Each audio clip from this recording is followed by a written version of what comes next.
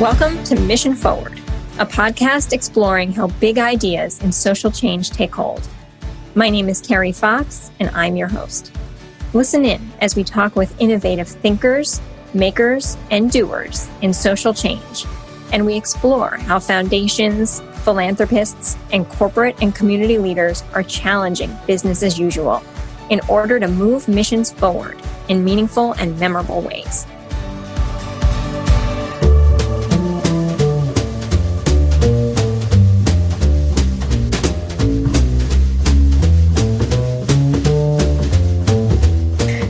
Hey there! This is our last episode of the season, and I think you're going to love it. Today we've got with us Alex Orfinger, publisher of the Washington Business Journal. But before we get into this conversation, I want to tell you a little bit about him. Alex arrived in Washington in 1996, when most people thought the Washington Business Journal was an oxymoron. The business of Washington was government, but that perception was wrong and would drastically change. Driving that change became Alex's mission. For over 2 decades as publisher, Alex worked out front and behind the scenes to develop a strong identity for the region's business sector. And after a brief stint away, he came back recently to the helm as publisher of the Washington Business Journal this year to double down on a city that he loves. As you will soon hear, Alex is passionate about justice, equity, and impact, and the role that the business community plays in advancing all three. He works and lives at the intersection of business and community, and I think you'll appreciate what he's got to say. Be sure to hang on until the very end for a very special message, and I'll see you on the other side. This has been such a year, such a year on so many levels for so many people. But this has been a year of change for you. Having left a position and come back to a position, and gosh, how much fun it has been to read your words and to watch you over this year. Most of our listeners are here in the DC area, but there are plenty who are not. And so I'm curious if you can maybe just tell us a little more about you and your journey and the connection that you've had to the Washington Business Journal. Oh, thanks, Carrie. It's a real joy to be here. I've listened to some of your other podcasts, and I'm just really, honored to be included in this, august group of speakers. I spent 18 years as the publisher of the Business Journal up until, 4 or 5 years ago. Then I took on some other sort of national positions, wanting to sort of broaden my own professional horizons and do some different things. And I feel really proud of what I accomplished doing that. But this return, as you know, coming back to being the publisher of the Business Journal, particularly at this moment, has been so meaningful to me. I feel really passionate about what the mission of the business journals are and what we can do and how we can help businesses overall and how we can strengthen our communities. And it just seemed like, there were many reasons why I came back and many paths that I took. But at this moment right now, what we need, and it's so central to the Business Journal's mission, is to help businesses grow and prosper, and to particularly give them the tools that they need to get through the pandemic and the economic downturn that came along with it. And we have the tools to do that. We just have to, to use a really old expression, it's like we have to just lean into that and really do that super, super well and be really crystal clear about what that part of our mission is. But at the same time, and this is where some of my own personal values come in, if we don't do that, we need to do it in a way that also addresses the issues around systemic racism and income inequality. Even before the pandemic and even before the economic downturn, Greater Washington was, right on the top of the list of the regions in the country that were showing greater disparity in income. The pandemic and the downturn are going to worsen those things. If we as a community can come together and in some way sort of change that trajectory, we'll be a better and healthier region for everybody, not just for people that, on one side of that income inequality spectrum. You have been such a force for so many years here in the DC region, but especially as of late, I think challenging business, including your own, right? Challenging the Washington Business Journal to think about that, to think about business beyond profit as our bottom line. to think about how capitalism works, when it works and when it doesn't. And I want to know a little bit more about why. What drives you to push and prod as you do in such a lovingly way too? That's a great question. Some of this is just some of the things that are just personally, the way that I need to be wired right now. We all have a role that we're going to play in this world. Nobody's going to look at me at the end of my days and say, I am, you've been a great publisher, you've made this amount of money, or you've done this. But what I want to be able to say to myself is that I left some mark on this community and that I've made it a better place for more people. And it sounds so easy, but that's one of the reasons when I came back to this job, I made it very clear to myself that, I was really successful and I felt, really good about what I did in all those years. We built a really good organization. We had great journalists who have found great careers all over the United States. We've had great people in our company that now are in leadership roles throughout the Business Journal's community that I'm extraordinarily proud of. I'm really proud of. I feel like we as the Business Journal made a mark in the community. But coming back at this moment, for me, was different because I felt that I needed to lean into it even more. This whole issue around income inequality and race, it's very complicated. Obviously, there are no simple solutions to it. I, of course, would love for there just to be something that you can just sort of say, let's just fix it. We're talking about hundreds of years of issues that are interwoven with so many other things. However, what I think the Business Journal's role can be is to show and to lead the business community through this in a way that they understand that it's in their long-term interest. And once they understand, once we begin to understand, like, oh gosh, you know what? If we broaden the economic pie, if we increase the size of the overall pie, it is actually better for everybody. It's not a zero-sum game where we take from you and therefore you lose. Everyone should do better as a result of that. So when I speak to our editor, to Vandana, a lot, I always use this example. Okay, when we're writing a story like this, let's focus on the CEO of a smaller or medium-sized company, and that he or she should be able to understand why we're writing it, why the Business Journal is writing it. Because we write about things to help them grow their business, advance their careers, understand the competitive environment, help them find another deal, give them business intelligence that they can't get anywhere else. So when you start talking about racism and systemic racism, how does that play into that? How does that, and you have to make the ties and you have to be explicit about it all the time. So I'll give you another story on that, actually. Good, do it. So Rhonda and I have done, this year, we did two small panel discussions, one with a group of Black business leaders, and a second one just last week with that last week was when we published it with a group of white leaders. And, we were very clear about why we did it. We were very clear that we wanted to give voice to the Black leaders separately in their own group. So, not because we were going to them for advice and counsel, because they've verbalized that they're tired about it, and they were very clear that it was something that white business leaders had to tackle and had to jump into. And then we had the group of white leaders, and I did get a call yesterday from someone who actually pushed back on that and found that our separation of the Black and white leaders was arbitrary, was paternalistic.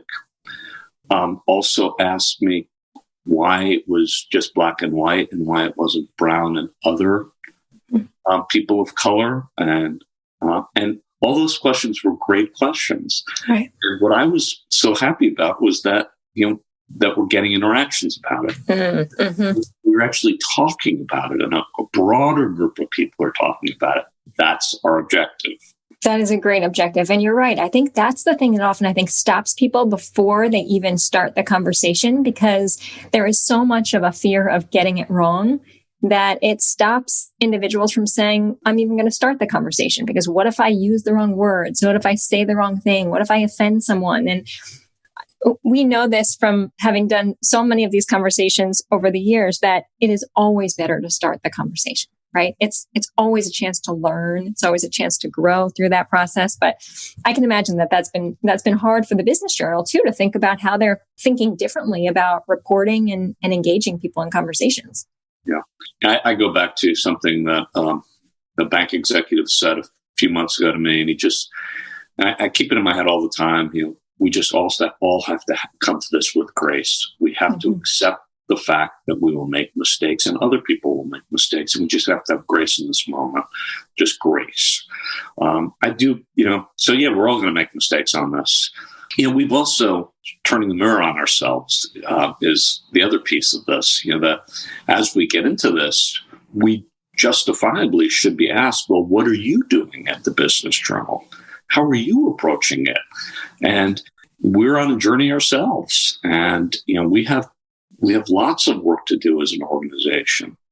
We are taking seriously, at least, at this point, we take seriously that when we do public things like we announce, honorees, we're very careful that we have a broad pool of nominees. And that, when we look at, public things as like panels and, and all sorts of things like that, we make sure that all this reflects the community that we serve, and that we also really dig deep into the community and give voice to people that do not have traditional access to the media. Mm-hmm. I think we've done a good job on that. Yeah. We have to keep working on it. It's not something that you magically change. That's right. It reminds me of a conversation we had earlier this season on the podcast with Ed Young, who was talking about how he had this discovery moment of he went back and did an audit of his own reporting and realized that of the 32 last scientists he had talked with, 28 of them had been men, and realized he needed to do something about that. And there is that discovery process and awareness process, right? Maybe it is simply opening our eyes to thinking about the impact that we are having, whether we intend to or not, right? Just being aware of those biases that are hidden in the decisions that we all make. I mean, I had this interaction with our editors once. I'm not proud of this, what I'm about to tell you, but I'll share it. We're putting together a panel. We have a lot of panels all the time, and we had 3 guys on it. And I was like, I was tired. I was at the end of the week, and they just looked at me on Zoom and they said, "No, Alex." And I'm like thinking to myself, come on, like just this one time. And they were like, no. And I was it actually really meant a lot to me that they stood up to me and said, no, we're not doing this. Mm-hmm. And, so I will, and they were totally right. I mean, I just was like, I was at the end of the week and I was tired. And I just want to like, oh, come on, it's just one time. Yeah. Business as usual. I say it doesn't work anymore. Yeah. On so many fronts. I want to talk about DC, because DC obviously is this tale of 2 cities, right? We those of our listeners who are outside of the DC region, I think, see one side of DC, and that's probably more the Pennsylvania Avenue of DC. But there is such a rich and storied history of DC as you know it and as you see it. And I would love for you to talk a little bit about the DC that you're part of. It's so hard to talk about it because you have to break this into the before and after. Mm-hmm. Before March the 12th, or whatever date we all have in our mind, the city of Washington had finally come of age. We were, and we will be again, a city that had just this vibrant urban life. First, obviously, it had a vibrant urban life, I will just say. It had this restaurant scene, this theater scene, this retail scene, this tourism community that fed it and fed good employment for many people. And it's just, who knows how that's going to come back, in the after time, before and after. But it was also, the tale of two cities that you talk about, though, is there was also, before and after, this growing disparity between the wealthy and the poor. This worry that I think many people had with, how do you really maintain a city that works for everybody as opposed to just for the wealthy? How does the city how does it slow down its gentrification as, this march just kept happening across the city of rising housing prices, pushing people that were just being pushed out of historically Black communities because, they were cashing out on their only asset, or they just were pushed out because they were renters and rents just kept going up. That's aside from what this image of the city was, this city that really, I believe, was a first-class city externally, but has, like many cities, had sort of its own sort of underbelly of issues. The changing demographics of the city certainly were worrisome. And, I don't personally want to live in a city that's like a gated community where it's a community that, people all look like me. I think we're all richer by having a city and a community and a region really that reflects everyone. And, so I think that the city is even pre-pandemic, the city was an important crossroads. I think that there were many people that were working to really slow this pace down, and there were some really, really good signs. But I think that I think that the challenges in front of us and the challenges in front of us, just like any other cities, are going to be really enormous. Yeah, as the actual pandemic settles down, right. 30+% of small businesses in Washington are gone already. They're gone. Those are predominantly small businesses. I don't actually know off the top of my head what the percentage of those are, minority communities or not, but you have to imagine that they're pretty high because those communities never had a lot of access to capital to start with. It's going to be really hard to restart that. You lose small businesses. They don't return as quickly. They just don't. So that's the part. And restaurants are also, restaurants are an important part of the minority and the small business community. There were places where people started businesses and built their own, built their futures based upon having a small restaurant. So I don't know how that comes back quickly. Are you seeing any signals of whether they be restaurant owners or people in the hospitality industry who have said, we could have held on for one wave, right? But here we are in December getting ready for our second wave. We're not going to be able to do this again. Are there shifts in industry that you're seeing yet? Something in terms of how individuals in the second wave who aren't going to be able to just hold on to that restaurant are thinking about what a future looks like? Yeah, there's some really great stories about that. I spent a little bit of time with Kathy Hollinger, who's the head of the Restaurant Association Metropolitan Washington, and she's an extraordinary person, an extraordinary leader, and has really held together the restaurant community in a way that I think is very challenging. We just recently, we honored her as a COVID response leader of the year this year for the work that she's done. But she really points to a couple of restaurant owners that have changed their business model, that are surviving on the delivery and home pickup piece, but also some other people that have just sort of changed their operations completely. Last week or the week before, I was with a guy that runs a cidery in Washington, and it's really small business, really good cider also. And he talked about how he totally changed his business model. And this is something, he's poured everything into this, but there's some quirk in the liquor system in Washington that allows a cidery to actually do home delivery. I think that's what he was telling me. But my point is that he's totally changed his business to a home delivery and a pickup model. How long could he survive on that? I can't answer that question, but I think that's really the question that Kathy and he sort of symbolized to me. Right. People can cobble this together, but there's so many factors that go into a restaurant. After Christmas, I think it's going to be a really dark period. for many businesses in Greater Washington, not only restaurants but other businesses. As the winter sets in, post Christmas, spending drops. There's only so far that we can push landlords to give rent relief as well. We all think that that's such a simple issue. Well, and I do believe that there are scores, if not hundreds, of landlords that have been extraordinarily generous with rental terms for retail and restaurant tenants.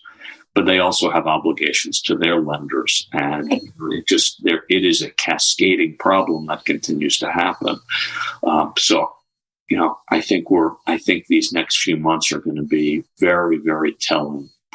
And I will also say that I think the mayor and the city administration have been doing as much as they can. They've been doing really decent work, good work, actually, not just decent work, about trying to get more funds into the sectors that really are hurting, restaurants and the hotel community specifically.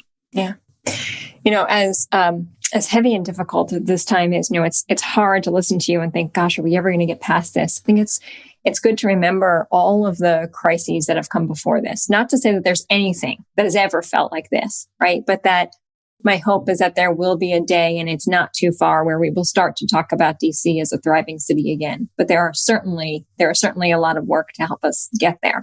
There's a lot of work that you are doing outside of the Business Journal that is also focused on building up and boosting DC as a thriving city. And it comes back to this theme of justice, where you started today. And you and I have a shared connection and love around Jubilee Housing. And I would love for you to talk a little bit about that and what this year has been like on that front as it relates to housing in the DC area. Well, thanks. I chair the board of Jubilee Housing, which is an affordable housing group in Adams Morgan and Mount Pleasant and Columbia Heights.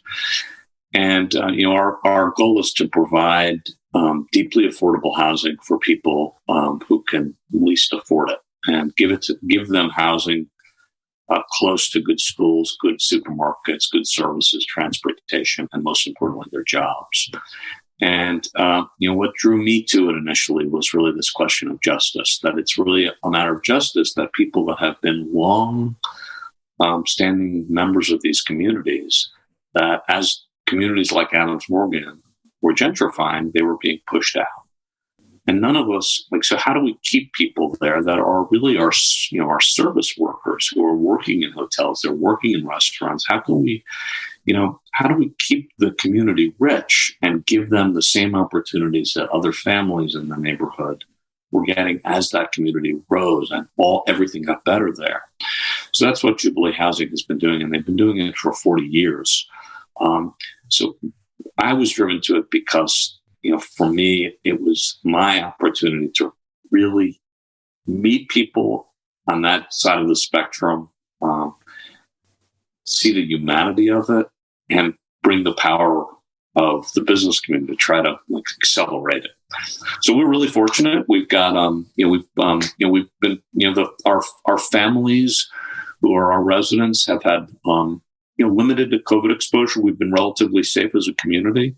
Many of them are unemployed. I think many of them lost their jobs because they're in the service industry, but all of them have, a very high percentage of them have kept current on their rent, which we're really proud of. It says a lot about the community that they have been able to do. They have been able to do that. What has affected it, though, is we've had to be we've had a couple of projects that have been put on pause. So we've had 4 projects that require some additional city funding to get them into construction and into occupancy. And the city, who has, the city under this mayor has made enormous investments in affordable housing throughout the city. I mean, she is. She should be really praised for that pre-pandemic. It's been an extraordinary investment. But now the city budgets are a little tighter, and totally understandable. And, the timing for this is going to be slowed down a little bit. So while we're okay right now, there's going to be some stress on, we have already bought the buildings. And there's going to be some stress on our operation in the out years as we try to hold on to these buildings, awaiting some of this city funding to underwrite the lower income housing that we need to make the deal actually work. Yeah. Well, Jubilee Housing has long been an organization that we have supported and watched and have been so proud to be affiliated with. And we'll make sure that we put in the show notes some information about Jubilee Housing and Justice Housing, which is, I think, something that I've really been proud to be part of with all of you. Well, I'll just add one other thing. The other piece on this is our work, Jubilee's work around returning citizens. Mm-hmm. And we have about 1,000 men and women who return to D.C. every year from prison. Many of them come back and they don't have any access to family. They don't have any access to decent housing. And the systems that are in place are not always that good to reduce levels of recidivism. So, but Jubilee's beginning to tackle that and really trying to help, this enormous number of men and women, hopefully more and more who will be returned to prison as, some of the other criminal justice issues get resolved. I want to stay on justice for a minute. At the top of this conversation, we were talking about how companies are thinking about their role in justice, thinking about capitalistic systems, thinking about racism, thinking about what they can do, what they should be doing, at least even how they enter the conversation. I have been really fascinated tracking this trend that Harvard Business Review was the first to really call this out, that there is this shift moving from what has traditionally been seen as corporate social responsibility to a shift of corporate social justice. What does that mean? What does that look like as companies are really questioning what is their role in addressing big structural inequities? And I'm curious, what you are seeing, if anything yet. I think it is still in some ways companies are trying to figure this out. But are there any early indications or signals you're seeing that companies are getting more embedded? And this is not about checking boxes for DEI trainings. This is companies getting more embedded to think about their role in how systems operate. So I don't have a lot of good evidence yet in Greater Washington, but I think we will. As I mentioned to you earlier, we're going to be doing some research in the next couple of months that should indicate how serious companies are. Again, part of what I think the Business Journal needs to do is sort of report and track and hold businesses accountable over the long term for this. Mm-hmm. I think there's a lot of change in messaging at the national level. Some of the business roundtable type companies, are changing the way that they're thinking about, their overall mission, that it's not just about shareholder value. And I know you've had some earlier speakers who have talked about that. Mm-hmm. I have not seen those words coming out of local CEOs yet. I think that's the part that we need to start talking about and hearing. I do think that there will be some sort of change around not thinking about corporate philanthropy just as a Band-Aid to solve some problems, and that they're really talking about how do we go about being a change engine to change systems as opposed to just the problems that are caused by certain things. Right. But I don't know the answer to your question. Yeah. You can do a little more poking and prodding, and certainly I will, but it's about unraveling, right? This really mess, this mess that has been built, to get a little deeper underneath that, and then thinking about how we build back better in the process. Last question for you. So signals. What signals are you seeing that you hope stay with us, right? So I've been asking a lot of folks, this year has been unbelievably complicated and difficult and hard and heavy for so many people on so many levels. And yet, right, if we are always to look for a silver lining in this, is there something that you have changed or done or shifted in this year that you hope you hold on to? Oh, there's actually quite a few, actually. And I think these actually are not just me. I think that there's some of these things that are going to be more sort of social thing. Number one, mm-hmm. I think, on a really personal level, I think I've let people in to me a lot more this year. You're sitting here in my office. You see how I live. Mm-hmm. You see who I am. And I think because we're sitting here across a screen from each other, for me, I work a lot harder to find a personal connection with people. And in order to find a personal connection for me, it means I have to reveal something. I have to be myself. I have to come as my authentic self more frequently, which isn't to say that I didn't. But, it's like it was easy when you're like in an office or you're going to lunch someplace. You can keep your suit on and, you keep your armor on. But I'm sitting here now. I'm in a pair of jeans. I'm in a shirt, I have my couple And for our listeners who are PBS NewsHour watchers, as I am, you look like you could be on the set of PBS NewsHour because you've got a great bookshelf behind you filled with all these great books. Yeah, although I have to tell you, though, and this isn't going to work on the podcast, but, everybody did say, Alex, you do need to curate that bookshelf a little bit. Because there was one that sort of jumped out and I had it up there for weeks, but it was one of my favorite books. It was this. Oh, gosh. It's a biography of Hitler. Yes. Which was a very good, great book, I should say, but I did decide to take it off. With the big, bold letters, I'm sure it stood out more than others. Yeah, so you just have to be a little careful. So anyway, I think that's one thing is just sort of this presence and this being your authentic self. I think this idea that you don't have to be in the office, you don't have to be present all the time, that you could work anywhere is going to, for me, is going to really permeate the rest of my professional career. Mm-hmm. I don't need to be in an office. I can do this everywhere. And I think I can have short interactions like this over Zoom as opposed to actually having to go to somebody's office. I think that's going to be a real changer for so many people. So those are two things that just immediately come to mind. Yeah, I would agree. It does feel like there's a level of intimacy that we would have never had if we were sitting in Starbucks right now, right? Maybe we would have had a nice warm cup of coffee in front of us, but this allows us to connect in a way that's funny, right? We're less physically connected, but we certainly are connected at different levels now. I was with a CEO the other night who also thinks, he was sharing this idea that we really have to focus on people's mental health right now. And I think that's the other piece that I think many of us have in a way. It's like, how are you doing? Mm-hmm. I worry a lot about people's like where they are personally right now, because it's such a stressful time economically and, health wise and the isolation and how it's affecting certain people, particularly people that are single. Well, not even that. I mean, people that are single and living alone, there's some obvious things, but I think it's causing isolation for a lot of other people too, even people that are living with people. Mm-hmm. And it's this idea that you have to take care of not just your family, but you also have to take care of yourself in this time. And if you don't do that, you're cheating your family, you're cheating your professional environment, right? For yourself, and right. that is sort of sticking with me also. Yeah, well, maybe that's a good place to end. Is just a reminder to always take good care, right? Take good care of ourselves and our loved ones and our employees, and hopefully we all get through this together and stronger on the other side of it. Well, thank you, Carrie.